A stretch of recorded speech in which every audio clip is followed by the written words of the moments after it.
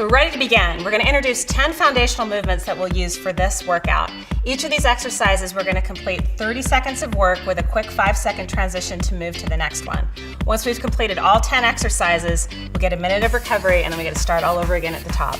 The goal is to get through 2 to 3 times. So our first exercise are alternating lunges. We're going to step forward, keep the chest nice and tall, accelerate and decelerate as you press into it, come back and up. Pushing through the heel, keeping that body nice and tall. Got a 30-second time frame here and you can move at your own pace. We want to make sure that you guys are moving in a way that's challenging, but still you're able to maintain proper form.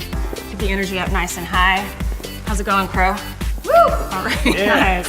Let's keep it up. 5 seconds left. 3, 2, and 1.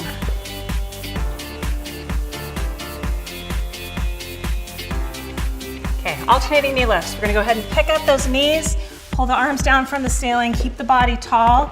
Once again, we're moving at our own pace, so it doesn't matter if you're keeping up tempo with us. You just wanna make sure you're moving in a way that still feels that heart rate increase and your body's challenged. We're gonna go for that same 30 seconds.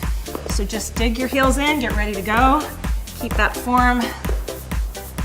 Picking up those knees higher if you feel like you need to have an increase in that heart rate. Bigger ranges of motion, longer reach with the arms. Keeping that consistent work. 5 seconds left. 3, 2, and 1. Well done.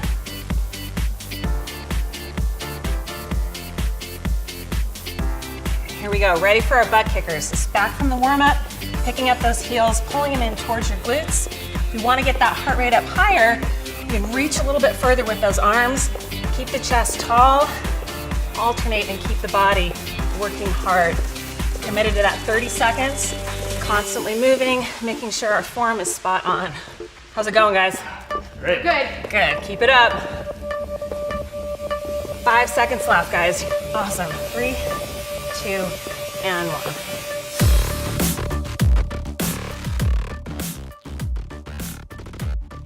1. Next exercise, we're moving into squats. Go ahead and lower down, weights back in the heels. We want to keep the full foot pushed into the floor. Keep that idea of your entire foot plate pushing through the floor. So as we transition from that squat position to standing, visualize those feet going right through the floor, engaging through the core. Even how we breathe is important. That exhalation as we're coming back and up. Find your tempo, find your pace, and keep working all the way through. 30 seconds, guys. Keep it up. Great energy. 5, 4, 3, 2, and 1. Well done.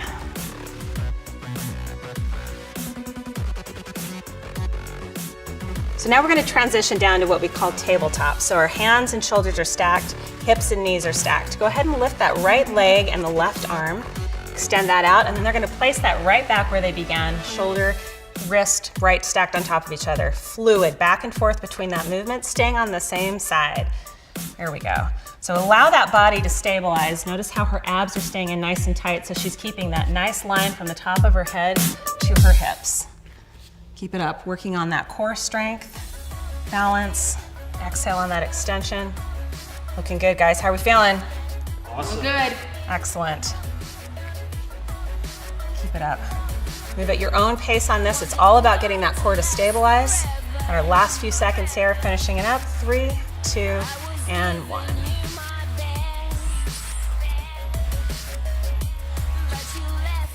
Okay, so now all we're gonna do is we're gonna change our lead leg. So now we have our left leg extended and our right arm.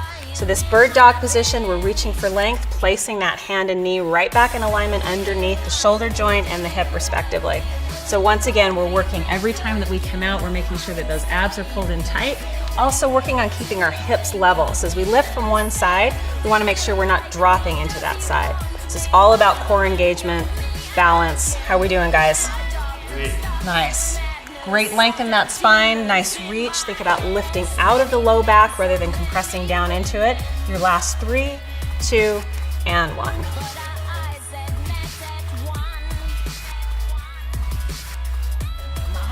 So now we're just transitioning into a push-up. So these guys have their hands spread out just outside of their chest. They're gonna go ahead and lower their body down towards the mat.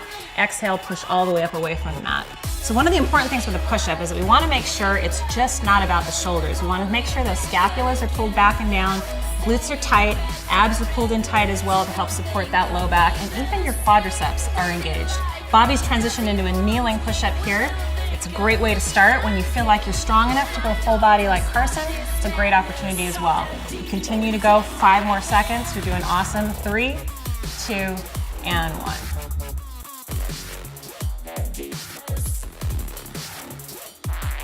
Okay, so now we're going to take into our account Superman style here. So go ahead and channel your inner superhero. We're going to lower and push those hips into the ground, lifting up, but more importantly, lifting out.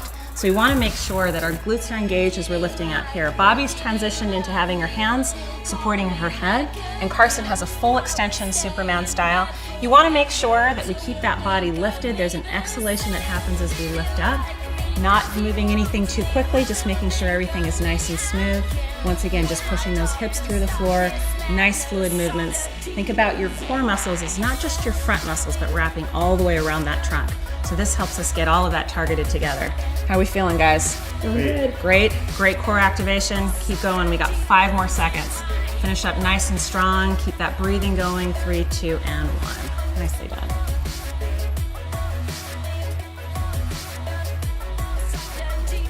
So now we've flipped over onto our backside and we're gonna get ready for reverse crunches. Knees are gonna come up to a 90-degree angle. We're gonna pull those knees in towards our chest as you exhale and then allow those knees to come back out. So notice with Bobby, she's taking her hips off the ground. She's able to do this in a controlled manner. We don't wanna have our hips lift up if we can't carefully lower them back and down. So we're training the body that as we lift and we put load on, we're exhaling and bracing those core muscles. So we're going to continue to move through this format, stopping at 90 degrees so we don't put any additional strain on the back. How are we feeling, guys? Great. Good. Cores lit up? Oh yeah. Okay, finishing up in 3, 2, and 1. Nicely done.